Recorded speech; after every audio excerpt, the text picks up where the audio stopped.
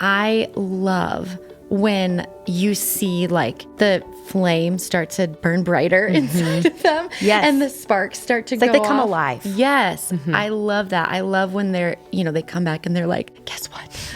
I led such and such on Sunday and it went so well. And it worked. It worked. Yes. Yeah. Hey, I'm Andrea Olson. I've been leading worship and training worship leaders for nearly 20 years, and my mission is to support worship leaders just like you in volunteer-supported ministries because I know what it's like. I've been there. It's amazing, but you have a big job, and sometimes you might feel a little bit alone. But I'm here to remind you that you aren't. We'll cover spiritual and leadership growth, practical resources, and get encouragement from other worship leaders from all over the world. I truly want to see you lead from the overflow, not the overwhelm. So grab a cup of tea or coffee and join me. Welcome to the Overflow Worship Podcast. Welcome to the 100th episode, everybody. 100! Yay! I can't believe it. It's so exciting. And we are celebrating by having a special guest, my very best friend, Brooke Vasilko. Thanks for being here. Well, thanks for having me, Andrea. I'm excited to interview you today. Yes, I know. It's going to be fun. We're going to flip the tables, turn the tables. There we go. Flip them over. Just flip them over. We're going to turn the tables, and Brooke is going to interview me so that you guys can learn a little bit more about me, about Overflow behind the scenes. And Brooke and I have been friends for a very long time. Yes. Since we were like 7th grade? Yeah. I think. Yep. Yes. Back when Andrea was the cool person and I was a little person. A little person. No. But because we've been friends for so long, you never quite know like what she's gonna pull out of me. No, so. we might find some really embarrassing moments of Andrea Olson. Yes. That people have been wanting to hear. I know. I think so. So you might want to stick around, guys. So we're gonna break the ice, though. Kick it off, Brooke. Oh, the number one question. It has to be. Okay, it has to be. This is why we're friends, really, serious. though. Okay, do all Skittles taste the same? No. No, absolutely not. What do our husbands say? They say yes. And why do they say yes? Because they take the whole bag and pop it in their mouth. Of course they taste the same. Yeah, when you eat all 20 pieces at the same time, they're going to taste the same. I know. No, red has a distinct flavor. It does. Yellow has a distinct flavor. Yes. What do you think? Yeah, we want to know. So you need to tell us, like, in the comments, whether you're watching on YouTube. And for those of you who are listening, we're on YouTube. So you could, like, watch us have this conversation. If you want to do that, it's like, I don't know, morning news, morning talk show. Absolutely. These are the important things that we talk about as friends. Yeah. I mean, it's a legitimate debate when we get together, with our husbands. It's legitimate. It's serious. So we need to know, like, DM, comment. I don't care. Let us know. Most important question right. of the entire podcast. Yep, exactly. Okay. Yeah. Should we get into some more let's do it. details? Let's Okay. do it. All right. So, Andrea, Okay. I'm excited because I know the story behind Overflow, but people might not know more about your personal life. So can you tell us 5 things about yourself that maybe we don't know? What are some fun things? Okay. Not related to Overflow. Yeah. Okay. Well, one of them is that I love to cook. Yes. I love it. I love that you cook. I love to eat your food. Yes. And I love to, cook and bake and just create in the kitchen. So that's one thing. Another thing is that kind of unique is that my husband's a pilot. Yes. And so he flies us places, which is kind of fun. That is really fun. Yes.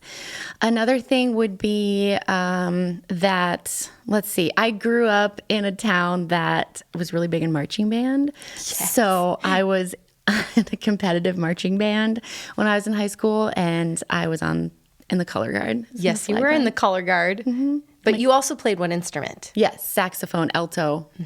Along with you. Yes. You're like a really good, I'm like a hack. You're a really good saxophone player. Yeah, but I also can't play piano. So we all have our things, our gifts. And saxophone's really, practical these days. I just can whip it out and play it, for events, funerals, it's needed. Weddings. Yep, it is. It's needed. So piano's way more practical. Sure. And color guard. True. And color guard. I mean, I do like to have my flags out once in a while. Yeah. The kids had them out the other day. My mom sent me a photo. They were playing with my parents, and they love it. Yeah. So let's see. That color guard. What else was I gonna say? Oh, I went to college in Southern California, sunny California, and I studied piano performance in a conservatory. Yeah. A lot of people don't know that I spent 3 to 4 to sometimes 5 hours a day in a practice room every day. It's wild. And yeah, it was good though. It stretched me and pushed me to grow. And I think getting me out of my comfort zone, moving me across to California, across the country all by myself. I can't believe I did that. I can't believe you did that either. In your little red. My little red car. Yep. That's wild. I know. Yes. Let's see. One more thing. You get to pick. What's something that you think people don't know about me? Wow, that's a really good question. What is Andrea's favorite snack? Oh, my favorite snack. That's a good one. Probably dark chocolate. Dark chocolate. Yeah. Like those Unreal peanut butter dark chocolate cups are so good. They're so good. Yeah. They go by really quick though. They only give you like 5 in a package. I know. Like, oh, sad. They're all gone. Yep. Yeah. Dark chocolate is probably a favorite snack. Or I really like pineapple. Pineapple? Mm-hmm. That's a good snack too, isn't it? Yeah. Those are fun things. Thanks for sharing those, Andrea, because it's fun to get to know you a little bit more rather than just you interviewing other people. Yeah. So you have a life, outside of this. Sometimes. No, I do. Yeah. So, okay, but let's jump into some Overflow stuff too, kind of the behind the scenes, how it began. I was reflecting and remembering when you and I don't know, it was over a decade ago, we went to coffee. Do you remember this? And you sat me down and you were like, I have this idea about this conference. And I was like, okay, tell me about it. What's going on in your head? Because I knew that if Andrea's got an idea, it's going to happen. So tell me what, so I know kind of a little bit the background of how did Overflow come to be, but can you tell us how it was for you? Yeah. It's interesting because I feel like God has been so kind to give it to me in steps, because I don't ever think that, back in 2005 when Gabriel and I got married that I was like, I'm going to do a conference for worship leaders. It was more like being faithful with the one step that was in front of me. And so, leading up to the official start of Overflow, I was just being faithful with what God had put in front of me in our local church and in our local community and in the local churches, in the area. And then it just started to expand where people were calling me and asking, saying, hey, can you come and lead worship at our church? Or could you do a workshop for our team? And I remember I went on, so in 2013, I released an EP. Yep. And I did it. That was the first one I did in Nashville. Wild. And I remember that I went on a radio tour. Do you remember? Yes, you were in a bus. Yes, a camper. We were like popcorn, like bouncing down the road. And I'm with people that I've never met before. And so we would drive in the camper and then we'd stop at hotels. And it was awesome because I ended up being the only girl. So I always got my own hotel room. I was like, see ya. This is awesome. Bye, smelly boys. Yes. And so that reminded me of Smelly Cats. It just sounded like Phoebe. Smelly Cats. Yes. Bye, smelly boys. Yes. But that's where I met Mark Harris. Yep. And I remember sitting around talking with these guys about, how I was really seeing a need in the local church, specifically the small local church, where there was a lack of resources, a lack of support, and just a lack of tailored resources, because it's a lot of them were relevant for bigger churches but not relevant for smaller, and a lot of the conferences were relevant for bigger churches and not for smaller. And I remember talking to Mark because he still is at Gateway in Dallas, and he was like, there's nothing out there like what you're talking about, nobody's doing that. And he's the one who really encouraged me to just take the leap, because I was kind of I don't know, the timing, and I'm pregnant, and should I, shouldn't I? And he was like, this is so powerful. And he said, I'll come. I'll come and teach and I'll help you. And I'll do it for cheap. I'm like, that's good because I have no money. Perfect. I can give you Unreal chocolates. I can give you chocolate. Yes, I can. But yeah, it was just that whole, I needed God to put people in front of me and my path, like you and like Mark and like my family and just other people who maybe he wasn't even that connected with or close with, to just affirm that, yep, this is right. Yeah. And so, that's kind of what led up to this first conference of me saying, okay, all these people I've met, all of these, churches I've worked with, let's just come together and try this thing. Let's see if it happens. Yeah. You think about how God was orchestrating your life from just at an early age, right? All of the experience you had in worship, like leading worship as young. That's how we met. Yeah. A young version of 7th graders trying, to lead worship in front of churches, and how that foundation was just kept built upon over your years. And then you get to the point where it's like, okay, Lord, how can we use this? There's a need out there. Yeah. And to be kind of the timing. I just think the timing is so cool how God works that way. Yeah. So has it been different than what you expected, this journey through Overflow, like when you started or to where you are now? How has it been different? Yeah, it has been so different than what I thought it would be. And I mean, I think that's a good thing, right? Like, it's a good thing because a lot of the things that I prayed for specifically in the beginning weren't the way that I thought that they would be, but it was obviously for a purpose and it was better, Yeah. And so I would say the ways that it's been different, I didn't expect, and it's not that I thought the opposite of this. I just didn't see it coming. I didn't expect the relationship aspect. Like, I didn't expect, like, wow, I'm going to get to meet so many amazing people and church leaders. And like, what I didn't see coming was that I would get a picture of what God is doing in the church all over. Right. And that would be so encouraging. Yeah. Right. Like, I don't know. I just think that my husband and I were in a place of ministry that was hard and that was just, it was just a really hard place of ministry. And so we kind of had this view of like, it's hard everywhere. And not that we don't go through difficult ministry seasons everywhere, but it was like, I'm hearing from all of these passionate leaders and they're so excited about what they get to do. And they're telling me like, this is what we're doing and this is what God is doing. And I'm just so encouraged. Yeah. I think that is, that's not a real tactical thing. It's a big thing that I didn't see coming. And I'm so grateful that, God has allowed me to see that because I love it and it's encouraging, it's like, God's moving globally. Right. And I get to watch it. We are going to take a quick pause from today's episode because I have a free gift for you. Leading worship is a big deal. And as much as the responsibility thrills you, it also can be a little daunting, right? And I know because I've been there. As someone who's led worship for more than 20 years, I know how stressful prepping for the weekend set can be because let's face it, Sunday's always coming.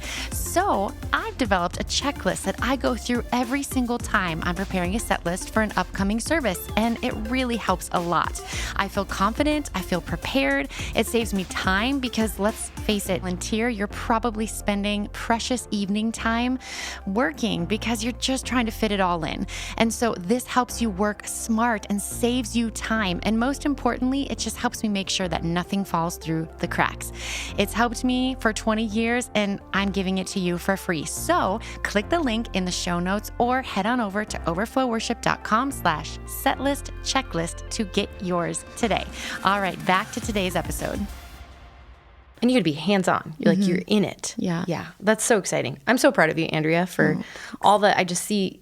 By the way, for all of you out there, Andrea is incredible. Like she's behind every single detail of everything. You said, we're going to have a conference. I honestly thought, a couple people show up and like maybe there'll be some music. No, it's like a full detailed. It was incredible since day one, and it only kept getting better. So I'm just so proud of you. But what's the first thing you did with Overflow? Very first thing I did with Overflow. Well, I would say, the conference was like the first official thing, Yes. you know, but I would say where it started was when I had my first, so I was pregnant with our first, and I knew that I was going to need some time off, but I didn't have anybody else in the church that could. And so we took on an intern at the church, and I trained him for, you know, the several months leading up to it. And he was interning in like all of the areas of the church, but I knew he had musical gifting and leadership ability. And so I trained him, and then I was able to take off for 2 months. And I feel like, I mean, that was 2010 into 2011. And I feel like that was like the next spark that was like, oh man, I really love this. And I love helping people step into their giftings. And I love helping people create a way to find their way to their passions, and, you know, help them with that bridge. So you love resourcing people, giving people the tools. Yeah. That's awesome. So when you look back on all the years, what's your favorite part? You know, I would say probably like thinking through the lens specifically of the conference. So maybe it's like a 2-part answer. Okay. So through the lens of the conference, I would say my favorite part is that Friday night of worship when everybody comes together, and it's like there's such a hunger and a passion in the room. And obviously as a musician, like it's super fun on the stage. For sure. Right. But aside from that, it's like I could just take my in-ears out and walk off stage and be like, you guys are good. You know? Yeah. You don't need us. Yes. Because they're so hungry and passionate, and they sing so loud. They do. Like, it's so fun. Not your typical Sunday church morning. Yeah. It's like 3 parts and just beauty. And so I love that. I love watching worship leaders, and I love talking with them afterwards, and them coming up to me and being like, I had no idea how much I needed that. You know, like that opportunity for them to refill is really cool. Right. And so I would say that's like a favorite of the conference. For sure. And then a favorite overall, I mean, I've gotten to step into more like one-on-one and group coaching over the last few years through our membership site. And I love when you see like the flame start to like burn brighter inside of them. Yes. And the sparks start to go off. Like they come off. alive. Yes. I love that. I love when they're, you know, they come back and they're like, guess what? I led such and such on Sunday, and it went so well. And it worked. It worked. Yes. Yeah. It's really fun to watch people thrive in their gifting and get to like firsthand. Yes. See it. Yes. Yeah. Oh, I bet that's one of the best gifts you can receive too. Yeah. Okay, so thinking back when you started, we'll talk about the conference. Okay. You know, you thought, okay, what did you think would happen? Or not what you want to happen, but what did you think would happen? Yeah. Well, you know, I'm an eternal optimist, like always. Yeah. And so in my mind, I'm just like, it's going to be like smooth, and there's going to be, you know, 250 people there, and there's going to be, you know, like all of these things. And like, I'm going to push the tickets live, and they're just going to go. People are going to flock to the internet. Yes, to the interwebs. To grab their tickets. And, you know, that's not what happened. But I also am grateful looking back, because I know that that's like more than I could have handled at that time. Like just even infrastructure and like, you know, systems and detail management and everything like that. And so I thought that that's the way that it would be. But I think in my mind, it's just because that's what I knew. Like that's what I experienced other places. Yep. But then what really happened was this beautiful beginning of a unique community of people who were hungry to learn and like excited to grow and to collaborate and come together. And I think I didn't expect that it was going to be this cool opportunity to just sit down with people and chat with them and like hear their hearts and hear what's going on.